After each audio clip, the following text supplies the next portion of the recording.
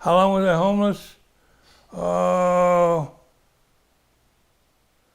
Close to 20 years. I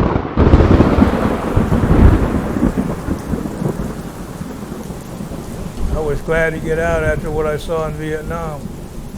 I didn't want to see anything like that ever again, man. I can say anybody who goes to war knows, man, that there's nothing nice about war. You know, you got to worry about where you're going to stay that night. And if the weather's bad, being in Florida, you know, that's a lot of pressure on you. You know, you don't know, where am I going to stay tonight? You know, you got to find somewhere before it gets dark if you don't have anywhere permanent. And that used to always be like, you know, what am I going to do?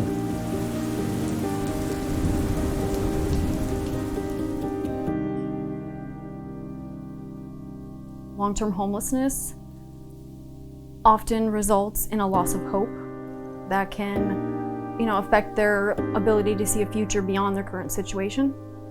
I lost my dog when I was homeless, and that really kicked the wind out of my sails.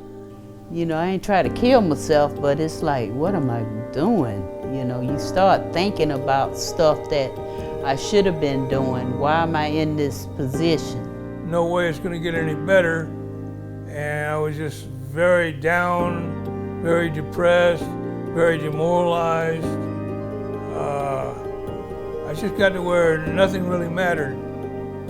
You're facing this situation when you have such a large family to care for, and it didn't seem like there was any other avenues.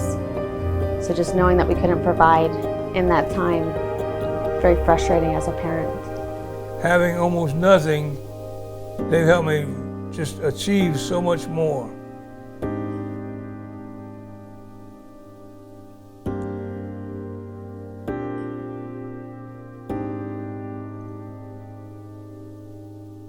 My name is Bruce Bunshoe. I was in the Army.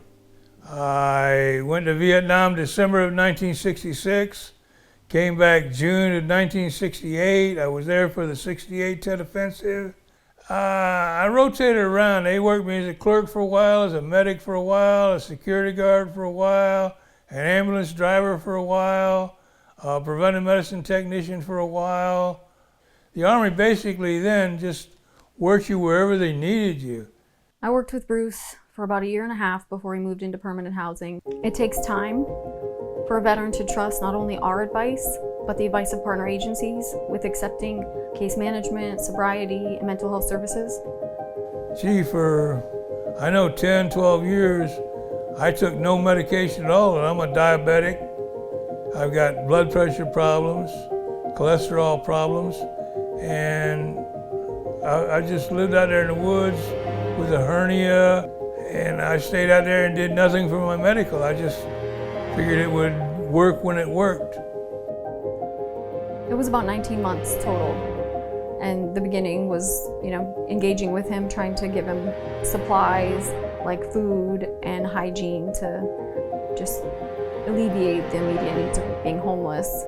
In that, I always mentioned the options for housing, making sure he's working with the VA, and he was very disgruntled. He didn't want to go to the VA for anything, so every step of the way was just, I would bring it up in casual conversation when I'm giving him food and hygiene along the way, and eventually he started to come around to the idea.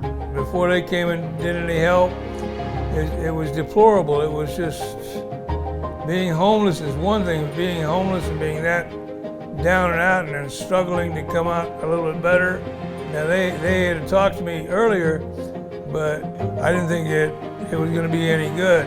They helped me so much to just come out and start realizing that there was help available, and they helped me to find the help, realize that there was more to it than just staying out in the woods like a hermit. Got onto me and helped me to come back into life as a human being.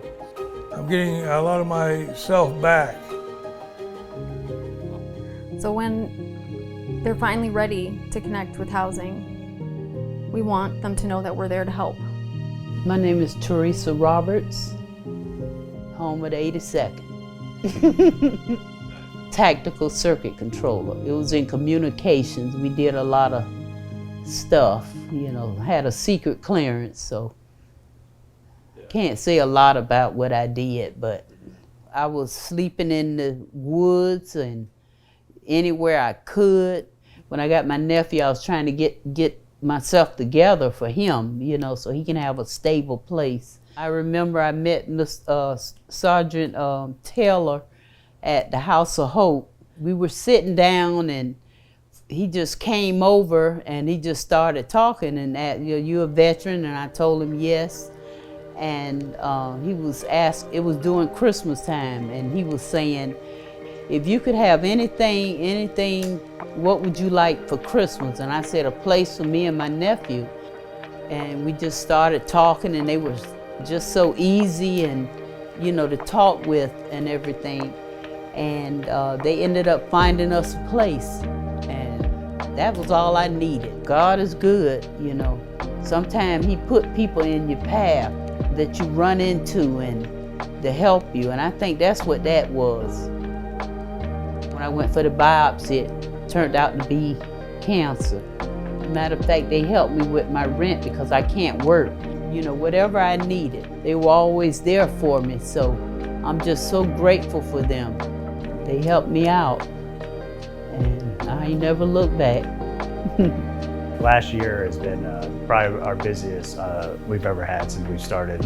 We look at a 2-year increase in rent of 33%, while median income only rose 16%. It made a tough situation even tougher for those veterans. Just in 1 year, for instance, we've seen a 35% increase in total clients requiring our assistance, 67% increase overall with the clients that were imminently about to lose their home. The client had an eviction notice and we were able to step in and stop their eviction from happening.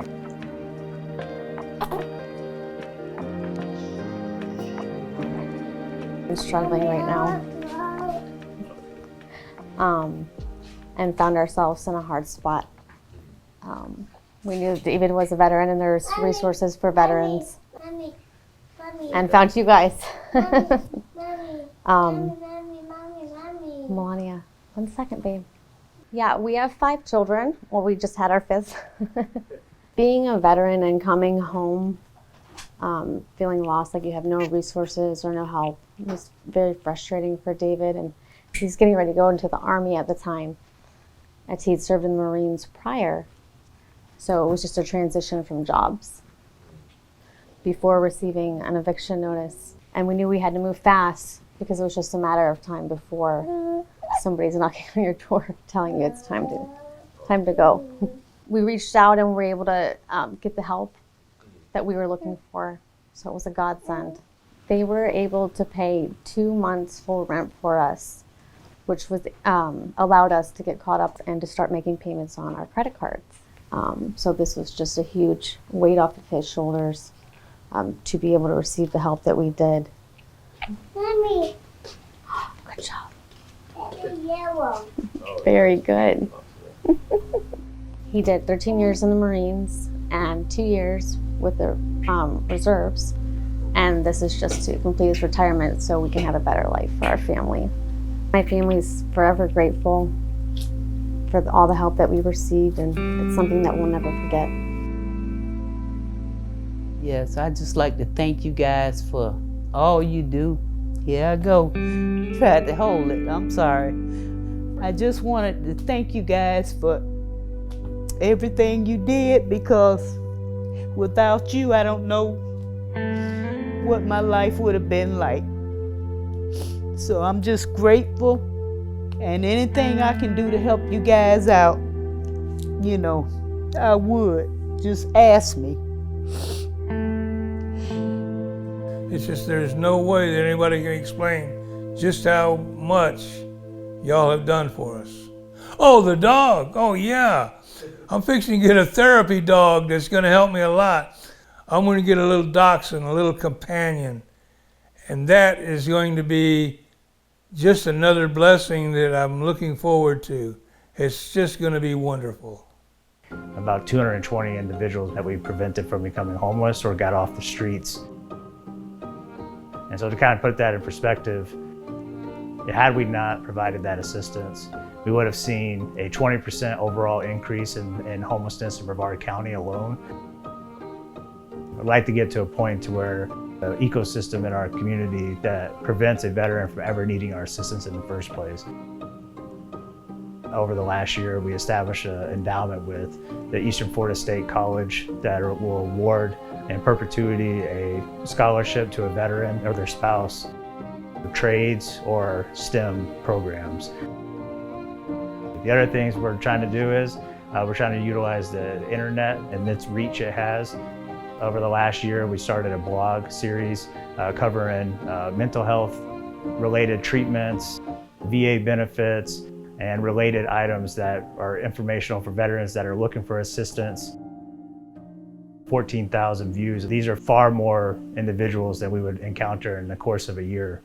We're very excited for the future, where essentially we can create a world where veterans don't find themselves with an eviction notice or find themselves in the streets in the first place. Times are tough in our community. The need is unprecedented, but we've been able to step up to the challenge, but we need your help to keep that going. I can't say thank you enough to my team and all our supporters out there that have, rose to the challenge, made great strides at combating veteran homelessness in our community. Each veteran's story is so different, but the common theme is that they're struggling financially. Something simple like a broken foot, 6 weeks off of work, can put them at risk of homelessness if their landlord is not willing to wait until they can get back to work. And rental costs are expensive. When we pay deposits or rent for someone, it just kills our budget. So when we ask for help, we need financial support to keep this program going so we don't have more veterans becoming homeless. We can always use people to help us spread awareness on what we're doing. You help us do outreach to find veterans, to make sure that if someone is struggling, just having that advocate to send them our way makes a big difference in their life.